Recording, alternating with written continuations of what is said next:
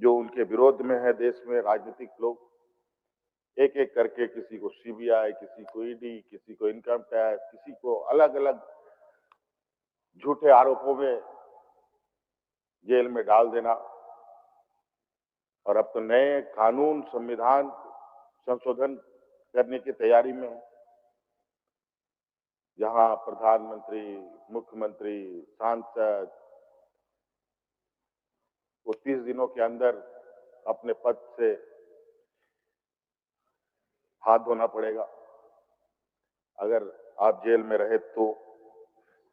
अध्यक्ष महोदय, आखिर ये संशोधन लाने का औचित्य क्या है, ये समझ से परे। इसके पीछे कहीं ना कहीं एक बहुत बड़ा इनका एक हिडन एजेंडा है, जिसको शायद अभी हम नहीं भाप पा रहे हैं, लेकिन आने वाले समय में यह भी सतह पर आएगा। किस तरीके से देश की जनता और संविधान के द्वारा प्राप्त शक्तियों का उपयोग एक गरीब मजदूर इंसान भी उतने ही ताकतवर है इस लोकतंत्र में जितना एक करोड़पति हो, अमीर हो। क्योंकि इस लोकतंत्र में जो चुनावी प्रक्रिया में जो हिस्सा लेते हैं और जो वोट डालते हैं, 1 लाख वोट की भी उतनी ही कीमत है अध्यक्ष महोदय जितना एक वोट का। एक वोट से आदमी सत्ता में काबिज हो सकता है और एक वोट से सत्ता से बेदखल भी हो सकता है अध्यक्ष महोदय। ये 30 दिन के अंदर सलाखों के अंदर डालने से आपकी स्वतः सदस्यता चली जाएगी, उससे ज्यादा ताकतवर वो एक वोट का अध्यक्ष महोदय, जिससे वो आदमी सत्ता में भी आ सकता है, सत्ता से बाहर भी जा सकता है अध्यक्ष महोदय। एक वोट तो छोड़िए, लाखों वोट बिहार में इन लोगों ने डिलीट करवा दिए इलेक्शन कमीशन के माध्यम से। और उसके बाद ये कानून बनाते हैं कि इलेक्शन कमीशन पर जो कमिश्नर है उस पर कोई कार्रवाई नहीं होगा। तो गजब है अध्यक्ष महोदय, ऐसा कानून दुनिया में कहीं नहीं होगा अध्यक्ष महोदय। भारत देश तो छोड़ ही दीजिए, कोई कार्रवाई नहीं। यहां तक कि अध्यक्ष महोदय, जज भी अगर कोई गलती करता है तो उस पर पार्लियामेंट में क्या बोलते हैं उसको लाया जाता, महाभियोग लाया जाता है अध्यक्ष महोदय, लेकिन इलेक्शन कमिश्नर पर कोई कार्रवाई नहीं हो सकती। बड़ा विचित्र है अध्यक्ष महोदय। आज जिस तरीके से इनका जो सोच है अध्यक्ष महोदय, वो सोच इतना घृणित है। हर चीज सिर्फ ये लोग दिखावे के लिए अखबार में, मीडिया में, टीवी में, रेडियो में, इवेंट मैनेजमेंट के माध्यम से लोगों के सामने एक ऐसा पर्दा लगाने का और एक ऐसी चित्रों का निर्माण करते हैं जिससे लोग हमेशा दिग्भ्रमित रहे। और यहां तो इस देश का तो जनसंख्या की जो स्थिति है अध्यक्ष महोदय, वो ऐसी है कि आधी आबादी तो बिल्कुल निरीह, कमजोर, दुनिया में क्या हो रहा है किसी को कुछ पता नहीं, और उसको जो दिखाया जाएगा वही सच।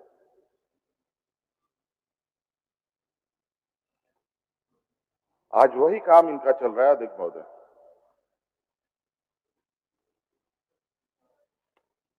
आज ये आदिवासी हितों की बात करते हैं। मुझे याद है पिछले कार्यकाल में भगवान बिरसा मुंडा जी की जयंती पर मैंने इस बात को पहले भी रखा था कि जयंती पर हम लोगों ने देश के राष्ट्रपति महोदया को मुख्य अतिथि के रूप में आमंत्रण दिया था। उन्होंने सहमति भी जताई थी, लेकिन आखिरी समय में उनका कार्यक्रम रद्द हुआ, क्यों हुआ, नहीं हुआ, ये बहुत स्पष्ट तौर पर सतही पर आ चुका है। और उसके बाद हमारे देश के प्रधानमंत्री जी ने भगवान बिरसा मुंडा जी के जयंती के शुभ अवसर पर खूंटी जिला से ही एक भव्य कार्यक्रम आयोजित किया अध्यक्ष महोदय। आदिवासी कल्याण को लेकर लंबा चौड़ा बजट बना करके देश के सामने ऐसा इन्होंने पत्ता फेंका, लगता है कि इसके बाद आदिवासी तो इस देश के सर्वोच्च स्थानों पर चुटकी बजाते पहुंच जाएंगे। आज पूछ लीजिए अध्यक्ष महोदय, पता कर लिया जाए कि उस दिन का ये घोषणा और उस दिन का कार्य योजना आज किस जगह पर है। आज फिर से ये तैयारी चल रही है, फिर से ये जुमलों का पिटारा खोलने की तैयारी में है, जहां फिर से आदिवासी, दलित, पिछड़ों को ठगने की तैयारी। कई झारखंड अध्यक्ष महोदय, इस राज्य को तो लोग वैसे सोने की चिड़िया कहते हैं और सही में है भी अध्यक्ष महोदय। आज इस राज्य ने देश को क्या क्या नहीं दिया, क्या नहीं दिया अध्यक्ष महोदय, और इस राज्य को मिला क्या? मात्र हेमंत सोरेन सरकार की ओर से 2,500 रुपए 50% राज्य की महिलाओं को, और क्या मिला अध्यक्ष महोदय? आज इस देश के खनिज संपदा से कई लोग अरबपति खरबपति बन गए, कई राज्य जगमगाने लगे। क्या हम देश का विकास चंद राज्यों को देखें, दिल्ली, मुंबई, महाराष्ट्र, इन्हीं राज्य को देख के हम कह सकते हैं क्या ये झारखंड का विकास है? कभी नहीं अध्यक्ष महोदय। आज दिल्ली भी अध्यक्ष महोदय, जहां पर देश का ये राजधानी कहे जाने वाला राज्य अब तो राज्य भी नहीं रहा, अब पूर्णतया से यूटी हो गया है ये। और मुंबई को ही देख के हम विकास का पैमाना को मान सकते हैं क्या? आज मुंबई में जो गगनचुंबी इमारत है, जहां बड़े पैमाने पर, वहीं पर अध्यक्ष महोदय देश का सबसे बड़ा स्लम भी उसी राज्य में है, जहां 10 बाय 10 के कमरे में 20-20, 25-25 लोग रहते हैं अध्यक्ष महोदय। बरसात के दिन में तो क्या ही हाल वहां का। दिल्ली जैसे राजधानी में अध्यक्ष महोदय जाके देखिए, चंद उन राज्यों में भी चंद इलाकों को छोड़ करके बाकी इलाके झांक के देख लें, किस तरीके से वहां पर भी स्थितियां खराब है। आज ये राज्य की स्थिति, देश को पालन पोषण करते करते इस राज्य की स्थिति ये हो गई कि आज ये राज्य की धरती के अंदर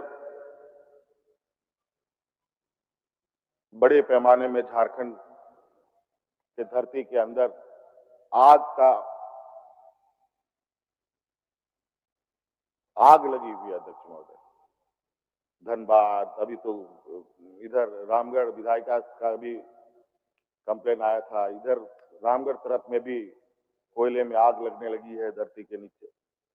धनबाद का क्या हाल, अभी कुछ दिन पहले ही माइंस मिनिस्टर आए थे, वहां पर धरती में आग लगी हुई, वहां पर लोगों को कैसे वहां से हटाया जाए, इस पर चिंता करने का। यहां पर यूरेनियम खनन कार्य होते हैं। आज उस क्षेत्र में हर तीसरा महिला, पुरुष, बच्चा कोई ना कोई भयानक बीमारी से ग्रसित है। वहां पर बच्चे अपंग पैदा होते हैं या तो फिर बच्चा मां के पेट में ही मर जाता है। ये हालत है इस राज्य के अध्यक्ष महोदय। और जिस तरीके से आए दिन केंद्र सरकार द्वारा और वो भी प्रधानमंत्री कार्यालय से ये मॉनिटरिंग होती रहती है कि राज्य में कोयला खदानों का नीलामी ठीक से चल रहा है कि नहीं चल रहा है, आयरन ओर का ये ऑप्शन हो रहा है कि नहीं हो रहा है, बॉक्साइट का ऑप्शन हो रहा है कि नहीं हो रहा है। एक दिन भी डिले होता है तो पदाधिकारियों को जो लताड़ मिलती है जिसका आप अंदाजा नहीं कर सकते। यहाँ पर पदाधिकारियों की हालत एकदम बड़ा ही विचित्र स्थिति है। और हसदेव का जंगल के बारे में तो क्या ही कहना। और पर्यावरण आज किस तरीके से आप हम पूरे मानव जाति को चुनौती दे रहा है अध्यक्ष महोदय। आज यहाँ जो बारिश इतने लंबे समय से चला आ रहा है, इतने बड़े पैमाने पर, ये सिर्फ और सिर्फ इस प्राकृतिक व्यवस्थाओं के साथ छेड़छाड़ करने का ही वजह है। आज सब इतने मंदिर मस्जिद बड़े बड़े हमारे तीर्थ स्थल हैं, वहां की स्थिति का नजारा देखिए। वहां कोई आज के दिन में राम राम बोल बम की नारे नहीं बोलता, आज के दिन में बचाओ बचाओ के नारे बोलता है। देखो ये हालत है।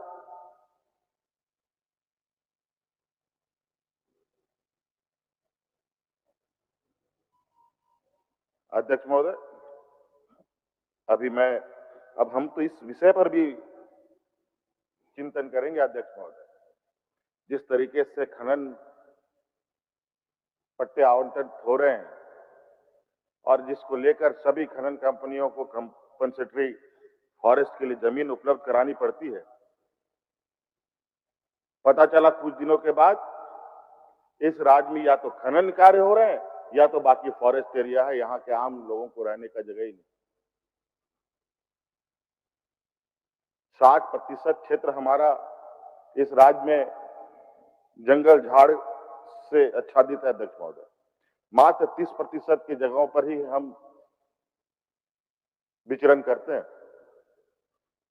और उसमें से भी खनन कंपनियां दलालों के माध्यम से, एजेंटों के माध्यम से जमीनें खरीद करके कंपनियों को दे करके मोटी रकम कमाई करा करके फॉरेस्ट में उसको कन्वर्ट कर दे रहा है।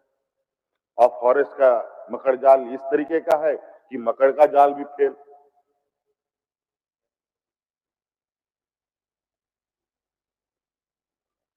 तो कई ऐसी चीजें हैं अध्यक्ष महोदय। आज झारखंड देश के विकास के लिए और बड़े बड़े पूंजीपतियों के विकास के लिए बहुत बड़ा कीमत चुका रहा है अध्यक्ष महोदय, बहुत बड़ा। इसके लिए आज हमें सिर्फ 5 साल नहीं, आने वाला 30 साल 40 साल के लिए कार्य योजना बना करके आगे बढ़ने की आवश्यकता है अध्यक्ष महोदय।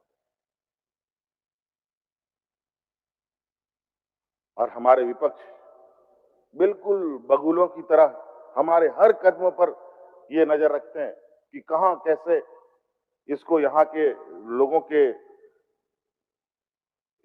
जो हम लोगों की इस सरकार का जो विश्वास है, उस विश्वास को कैसे आम जनों के हाथ से छीन ले,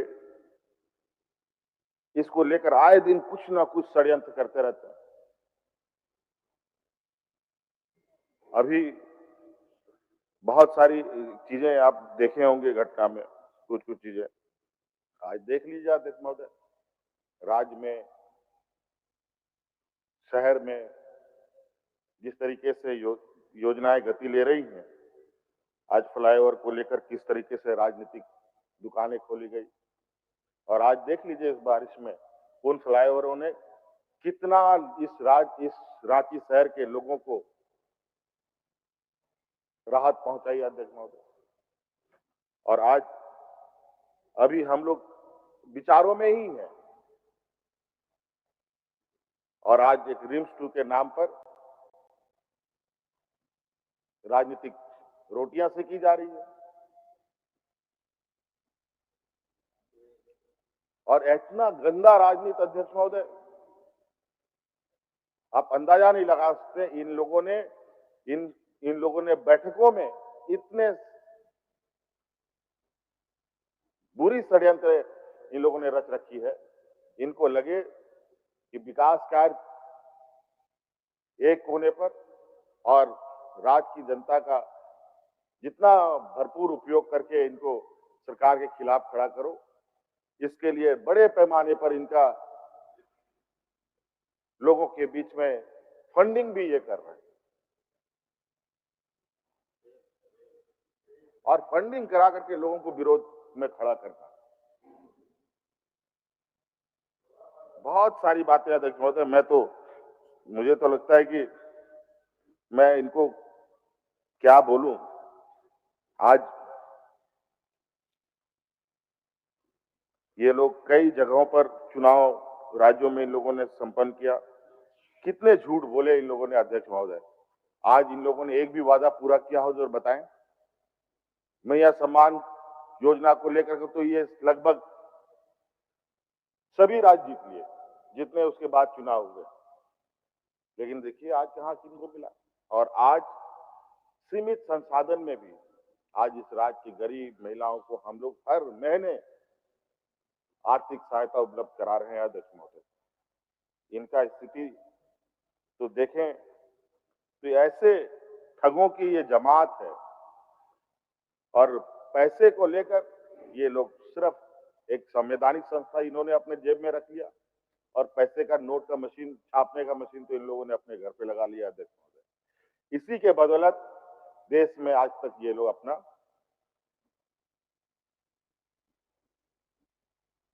तूती बुलवाने में लगे हैं, लेकिन जनता की अदालत सबसे मजबूत अदालत।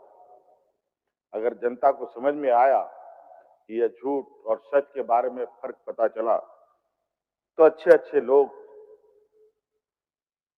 उनके इस आक्रोश को भाजन पड़ना पड़ता है। अध्यक्ष महोदय, अभी तो बिहार के चुनाव की जो स्थिति बन रही है, वोटरों का जो अधिकार छीना जा रहा है वो तो अलग ही है। अभी एक हमने पेपर में पढ़ा अध्यक्ष महोदय, सब जो भी चीजें देखेंगे तो आप गुजरात और इन्हीं सब जगहों से ही उठ के आता है। और गुजरात में अध्यक्ष महोदय फर्जी राजनीतिक दल बनाए जाते हैं, फर्जी, और उन कंपनियों में चंदा आता है 1-2 हजार रुपए ने अध्यक्ष महोदय। 10 गुमनाम ऐसे दलें चिन्हित हुए अध्यक्ष महोदय जहां 4,300 करोड़ रुपए उनको दान में मिला अध्यक्ष महोदय। और खर्च कितना किया अध्यक्ष महोदय? मात्र 25-26 करोड़ रुपया अध्यक्ष महोदय। नहीं, 25-26 करोड़ रुपया मात्र, और दिखाते हैं कितना 3500 करोड़ रुपया हमने खर्च किया। सभी पार्टियों के नाम भी है। तो कई ऐसी चीजें हैं अध्यक्ष महोदय। और सब गुजरात का पार्टी है अध्यक्ष महोदय, कहीं बाहर का नहीं है। मैं तो बोल रहा हूं सब गुजरात से ही क्या ऐसी चीजें उठ के आती है अध्यक्ष महोदय जो आपको आश्चर्यचकित करेगा। और इन लोगों ने विकास का जो पैमाना खींचा है अध्यक्ष महोदय, जिस तरीके से पुल पुलिया सड़क बनाया है, जिस रफ्तार में बनाया है अध्यक्ष महोदय, उससे कई गुना रफ्तार में इस बारिश में उनके सारे योजनाएं ढह के जमीन धराशायी हो चुके हैं अध्यक्ष महोदय।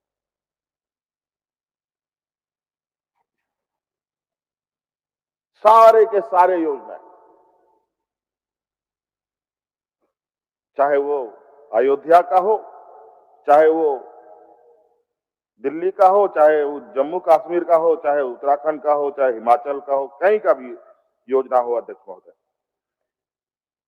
तो अध्यक्ष महोदय कई सारे विषय हैं जिसको अगर हम अभी कहना शुरू करें तो बहुत वक्त लगेगा, लेकिन हम अपनी बातों को संक्षिप्त करना चाहेंगे। अध्यक्ष महोदय, ये राज्य कई झंझावातों से जूझते हुए आज इस मकाम पर खड़ा है अध्यक्ष महोदय, जहां आज इस राज्य के कार्य योजनाओं को एक मॉडल रूप में देखा जा रहा है अध्यक्ष महोदय।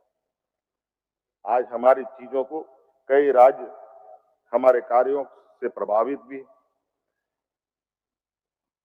लेकिन आज ये वक्त है अध्यक्ष महोदय जहां एक सकारात्मक राजनीति करने की आवश्यकता है, जहां यहाँ के आदिवासी, दलित, पिछड़ों, अल्पसंख्यकों के हितों पर विशेष जोर ध्यान करते हुए कार्य करने की आवश्यकता है अध्यक्ष महोदय।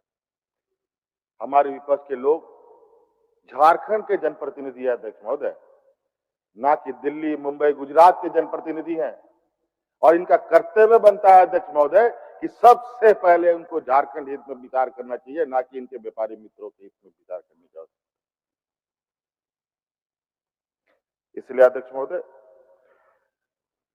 एक सकारात्मक सोच के साथ हम चाहेंगे कि माननीय विपक्ष सरकार को सहयोग करे। आज हम चाहते हैं कि इनका एक सकारात्मक सोच भी आए, तो हम निश्चित रूप से उनके विचारों को ग्रहण करेंगे। आज अध्यक्ष महोदय, हमारे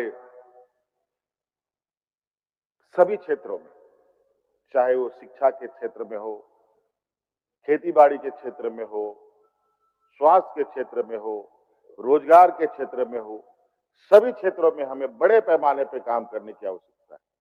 आज मैं भी ये गिना सकता हूं अध्यक्ष महोदय कि आज हम लोगों ने, ऐसा नहीं है कि हम लोगों ने रोजगार सृजन नहीं किया, ऐसा नहीं है कि आज हम लोगों ने नौजवानों के हितों को ध्यान में नहीं दिया, लेकिन जिस तरीके से कुछ व्यवस्थाएं चलती है अध्यक्ष महोदय, और वो व्यवस्थाएं गरीब, गुरुआ, आदिवासी, दलित, पिछड़ा नहीं चलाता है अध्यक्ष महोदय।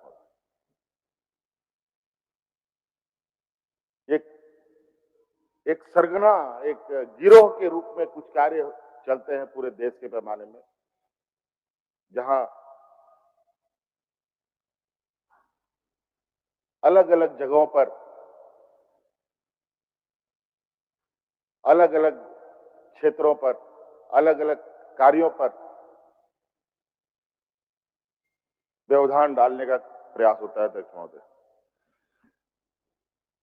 इसलिए हमारे राज्य में भी कुछ ऐसे लोग हैं जहां हमारे कार्यों को संपन्न होने से पहले ही उसमें कहते हैं कि खाना बना बहुत बढ़िया, लेकिन उसमें 2 बूंद किरासन तेल छिड़क दीजिए तो खाना सब खराब। ये यही काम करने में ज्यादा समय व्यतीत करते हैं।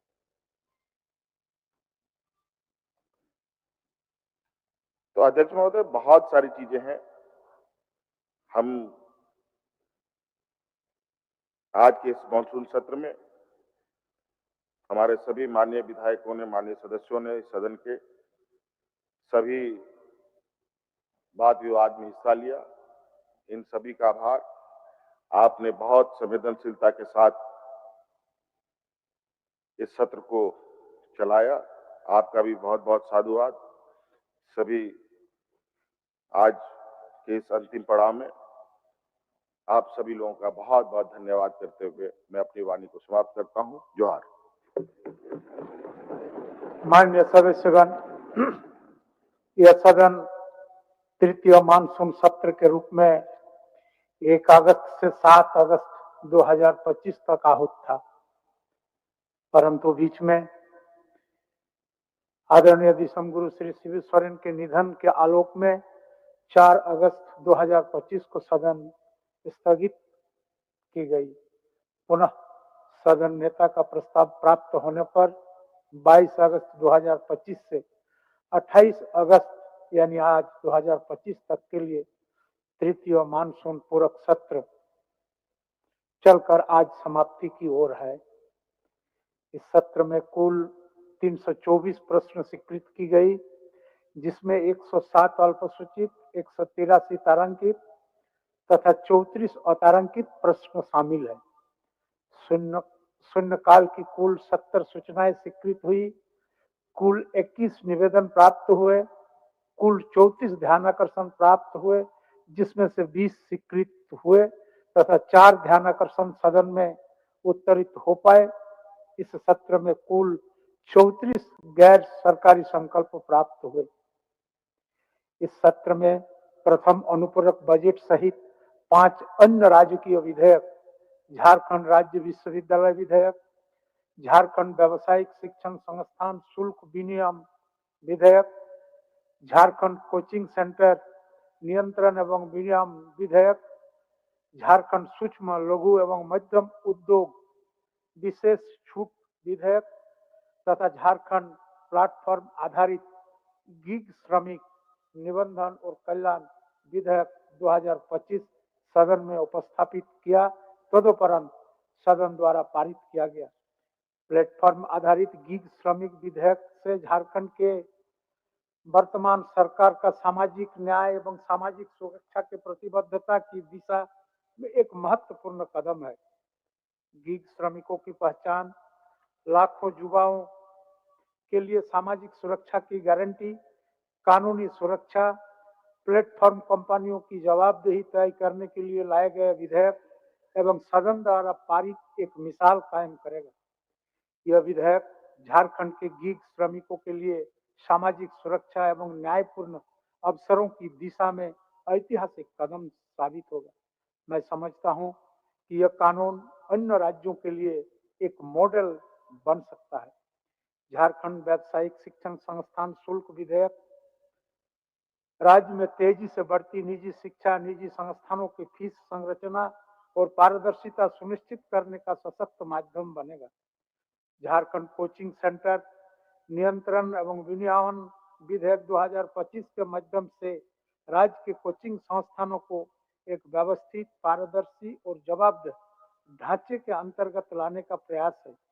इस विधेयक के माध्यम से विद्यार्थियों की सुरक्षा, उनके अधिकारों की रक्षा, शुल्क पर नियंत्रण, गुणवत्तापूर्ण शिक्षा का वातावरण, मानसिक स्वास्थ्य के साथ डिजिटल प्रणाली को बढ़ावा देगा, जिससे अभिभावकों का विश्वास बढ़ेगा तथा शिक्षा की गुणवत्ता में सुधार होगा। सदन के कार्रवाई के बीच एक पीड़ादायक परिणाम भी सामने आती है, जिसको आज इस अवसर पर साझा करना आवश्यक हो जाता है। यह देखा जा रहा है कि कई माननीय सदस्यगण अनेक बार अपनी जनप्रतिबद्धता और स्थानीय समस्याओं के उपेक्षा दलगत निर्देशों को प्राथमिकता देने लगते हैं। जब जनादेश से चुने गए हम सब जनप्रतिनिधि जनता की उपेक्षाओं को पीछे छोड़कर केवल पार्टी कमांड का पालन करते हैं, तो यह सदन के लिए, लोकतंत्र के लिए बहुत उचित नहीं प्रतीत होता है। लोकतांत्रिक संस्थाओं की गरिमा तभी बनी रह सकती है जब प्रत्येक सदस्य अपना दायित्व जनता के प्रति निष्पक्षता से पालन करे। आज आग्रह करना चाहूंगा कि दलगत राजनीति से ऊपर उठकर जनता की आवाज को प्राथमिकता कम से कम प्रश्न काल में जरूर दें। माननीय सदस्यगण, रॉयल इंडिया में आपका स्वागत है। भारत के सबसे विश्वसनीय सोलर मोटर पंप और एमपीपीटी कंट्रोलर निर्माता रॉयल इंडिया का high performance movable trolley solar water pumping system प्रस्तुत है। बेहतर दक्षता के लिए डिजाइन किया गया और आसानी से ले जाने योग्य। सरकारी परियोजनाओं के लिए अनुमोदित देश भर के कॉन्ट्रैक्टर्स और एजेंसियों की पहली पसंद। एमएनआरई द्वारा अनुमोदित, पुल प्रमाणित, उद्योग मानकों के अनुरूप स्वदेशी उत्पाद। सार्थक ऊर्जा समाधान के लिए हमारे साथ साझेदारी करें। आज ही संपर्क करें।